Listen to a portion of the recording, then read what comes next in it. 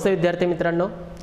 तर प्रकरण 7 प्रायोगिक भूमिती याच्यामधला शेवटचा भाग आहे काय आहे, 3 बाजू आणि समाविष्ट कोन दिले असतात चौकोन रचने। म्हणजे या ठिकाणी काय दिलेले आहे पहा, 3 बाजू दिलेल्या आहेत आणि समाविष्ट कोन दिले असतात चौकोन रचने।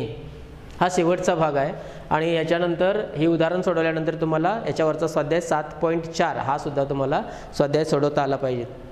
तर आता आपण या ठिकाणी एक गणित पाहूया कसं दिलेलं आहे। चौकोन ABCD असा रचा की, पहिलं उदाहरण, चौकोन ABCD असा रचा की जेथे AB बरोबर 4 सेंटीमीटर, BC बरोबर 5 सेंटीमीटर, CD बरोबर 6.5 सेंटीमीटर आणि कोन B बरोबर 105 अंश आणि कोन C बरोबर 80 अंश।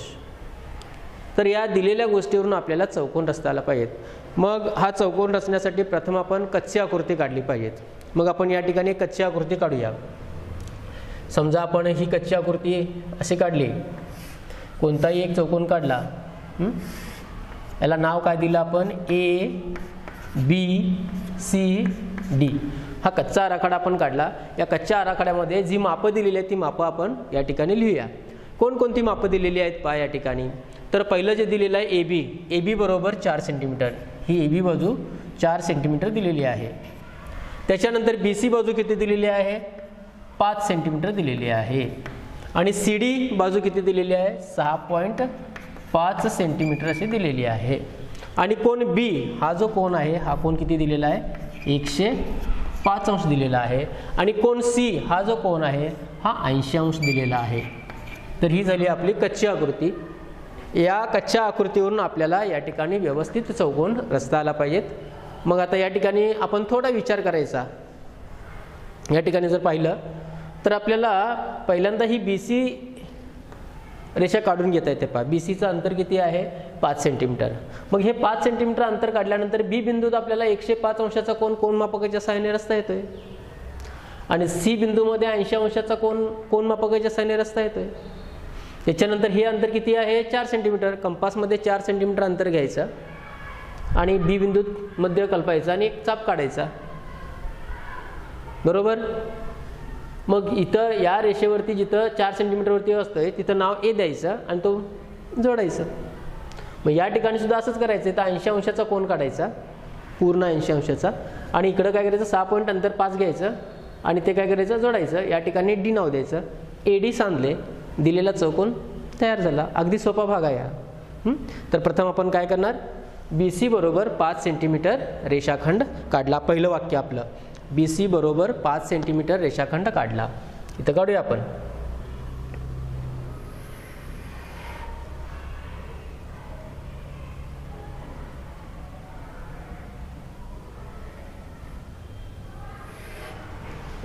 पहिल्यांदा आपण इथं काय नाव देऊया, B। आता C बिंदू इथं कुठेतरी असला पाहिजे। तो C बिंदू निश्चित करण्यासाठी आपण अंतर किती घेतलं पाहिजे, किती, 5 सेंटीमीटर आहे। इथं 0 पासून 5 सेंटीमीटर पर्यंत अंतर घेतलं। हे अंतर किती आहे, 5 सेंटीमीटर। मग BC हे अंतर किती आहे, 5 सेंटीमीटर। पहिलं वाक्य रचनेमधलं पहिलं वाक्य, रचना लिहिताना आपण पहिलं वाक्य काय लिहिणार, BC बरोबर 5 सेंटीमीटर रेषाखंड काढला। मग B बिंदूत किती अंशाचा कोन काढायचा आहे पहा, B बिंदूत 105 अंशाचा कोन काढायचा आहे। मग 105 अंशाचा कोन कसा काढायचा पहा, इथं हा बिंदू आला, इथं 0 आला, इकडून मोजायचे 0, 10, 20, 30, 40, 50, 60, 70, 80, 90, 100, 101, 102, 103, 104, 105। इथं आहे बघा 105। मग हा 105 अंशाचा कोन आपण या ठिकाणी काढला।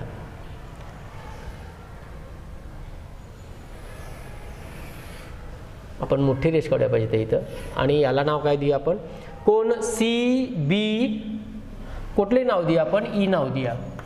CBE किती अंशाचा कोन काढला आपण या ठिकाणी, 105 अंशाचा कोन काढला किंवा रचला। B बिंदूत कोन मापकाच्या सहाय्याने 105 अंशाचा कोन आपण रचला।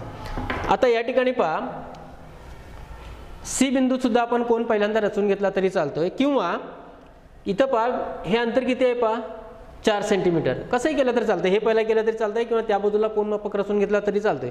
आपण दोन्ही पहिल्यांदा कोन रचून घ्या पाहिजे। तर हा कोन किती अंशाचा रचला आपण, 105 अंशाचा। C बिंदूत किती अंशाचा कोन आहे, 80 अंशाचा कोन आहे। मग सी बिंदूत आपण किती 80 अंशाचा कोन काढूया। मग सी बिंदूत 80 अंशाचा कोन काढत असताना आता कोन कुठून मोजायचा पहा, 0, 10, 20, 30, 40, 50, 60, 70, 80 अंशाचा कोन इथं आहे. मग हा कोन रचला म्हणजे पहिल्यांदा आपण दोन्ही कोन रचून घेतले.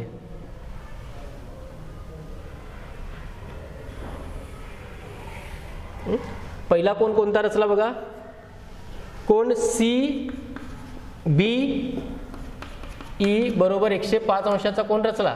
आणि नंतर कोन आपण हा कोन C बिंदूत होणारा कोन 80 अंशाचा रचला. पहा याला नाव F द्या पाहिजे तर चालतंय.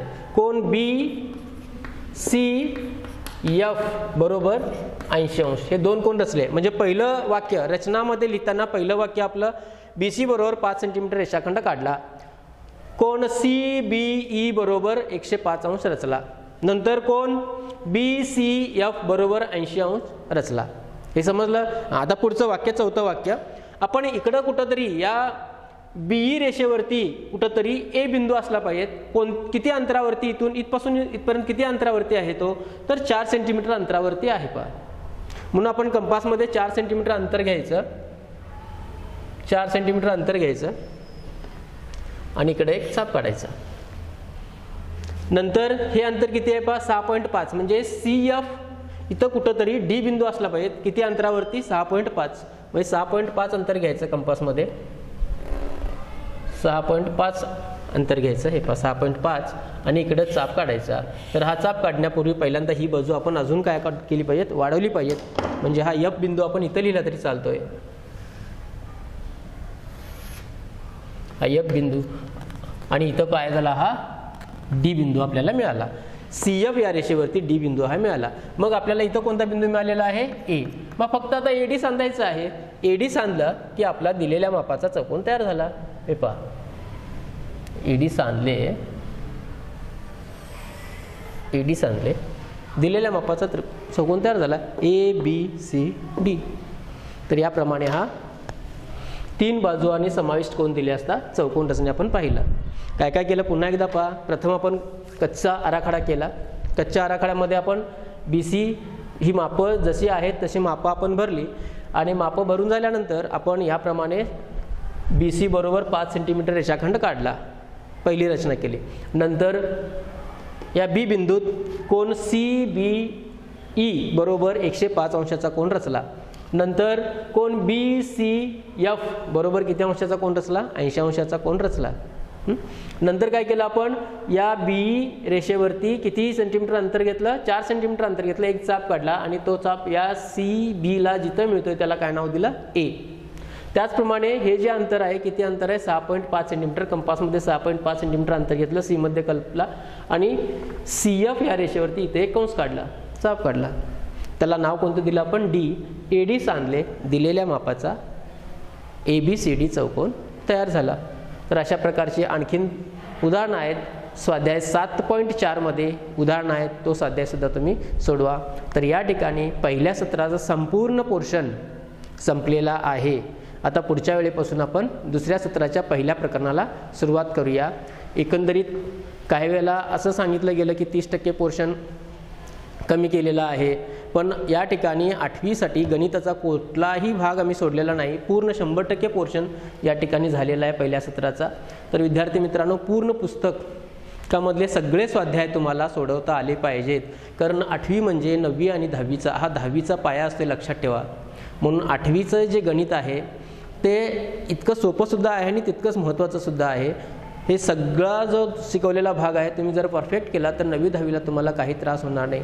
अजूनही वेळ गेलेली नाही. तुम्ही सगळे स्वाध्याय जे आहेत ते स्वाध्याय तुम्ही सोडवा आणि चांगला अभ्यास करा. तर आज आपण इथंच थांबूया. पुन्हा आपली भेट पुढच्या व्हिडिओमध्ये. तोपर्यंत आपण इथंच थांबूया. धन्यवाद.